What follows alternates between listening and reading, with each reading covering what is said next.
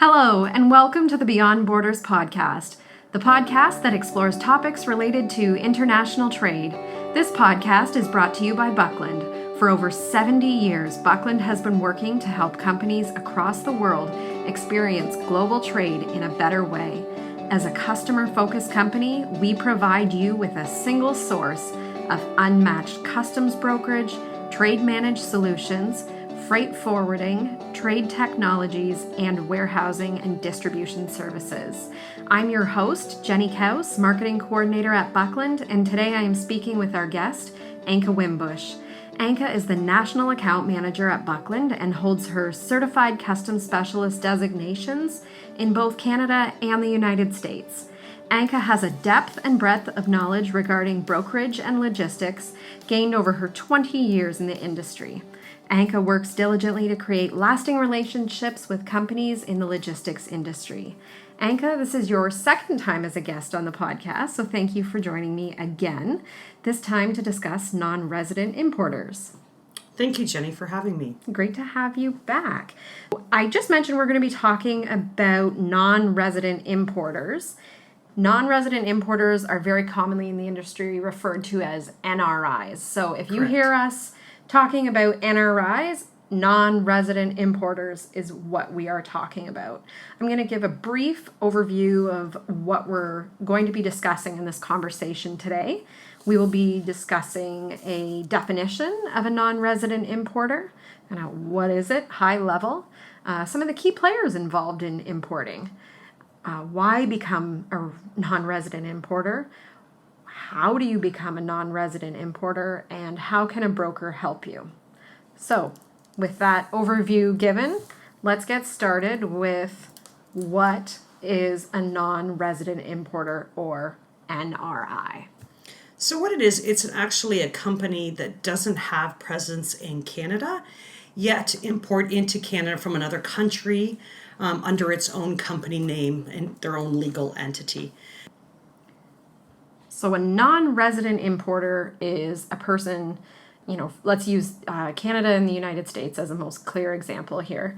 It's someone who is technically an exporter from the United States into Canada, but instead they are establishing some sort of a presence in Canada to technically be an importer instead. Is that correct? Absolutely. Okay, so it's one of those funny terms that kind of seems opposite, but when you think about it. So thank you for that. So the next thing that we're going to talk about is the key players involved in importing, especially as it relates to the process of being an NRI. Absolutely. And one of the key players in this is obviously the customs broker. They are, licensed by customs to carry out customs responsibilities on behalf of their clients, which is the importer of record, the NRI. And the services that include is, obtaining the release of the goods, paying duties and taxes on behalf of the importer, accounting for the goods, paying any carrier charges on behalf of the importer of record, and obtaining, preparing, presenting, and transmitting all the necessary data elements that are required by CBSA, which is the Canadian Border Services Agency, and any other government departments that are involved in that transaction. Great. Okay. The other key player, of course, is that I just mentioned, is CBSA, the Canadian Border Services Agency. And that's the government department responsible for ensuring that compliance with Canada's tax, trade, and border legislation and regulations. So they're also responsible to make sure that all those other government departments that are involved, that those requirements are met prior to allowing the goods to come into Canada. So they examine the documentation, perhaps they will examine the freight when requested, and they reserve the right to deny access to any goods into the country, to search or seize the goods. Why would a business be interested in becoming a non-resident importer? That's a very good question. Being in here in the industry for so long, I've been asked that question many times as they're saying, I just want to be the exporter and I don't want to take that responsibility of setting up a presence, virtually within Canada. However, you have access to the Canadian market. And you're looking at, simplified pricing where you can include fees to your customer from door to door. So you would be responsible for shipping the goods and getting it to your customer's door. So you have complete control of the shipment right to final delivery. Wow, I can see how that would be a major advantage, because if you were exporting, if you're not certain at the border what those duties are going to be, what the impact on your customer could be, I can see how this would make a business a lot more favorable to the end consumer to have that clearer pricing as opposed to going across the border and having those unknowns. Absolutely. Great. Thank you. I think we understand what the real benefits are here of being a non-resident importer. If someone is interested in doing this, what do they have to do to become? Is it an application process? How do they go about doing that? Yeah, that's a very good question. So the way we begin is, first of all the non-resident importers that Buckland has assisted with, we like to provide an information package. So you would contact us as a broker and we would go through step by step. We'd like to give you the guidelines too that are out there by Canada Revenue and CBSA on what does it entail to be an importer. And what Buckland does is we really try and walk you through the process, because there's important things to understand that a broker is going to apply for an importer number on your behalf. We're going to fill out some legal documentation, for example, the maintenance of books and records. Customs wants to know if the documentation, your record retention, is not in Canada as a non-resident, it wouldn't be. Right. Then to what location? Where are those entries going to be stored in case of possibly an audit? Mm-hmm. Canadian law requires all commercial records and documentations to be kept for 6 years plus current. The Canada Revenue Agency may authorize certain importers to maintain records outside of Canada, provided, though, that they submit a letter of undertaking. The purpose of this document is to record and set out the agreement made between the company, the NRI, and the Canadian Revenue Agency concerning the availability of records for customs audit purposes.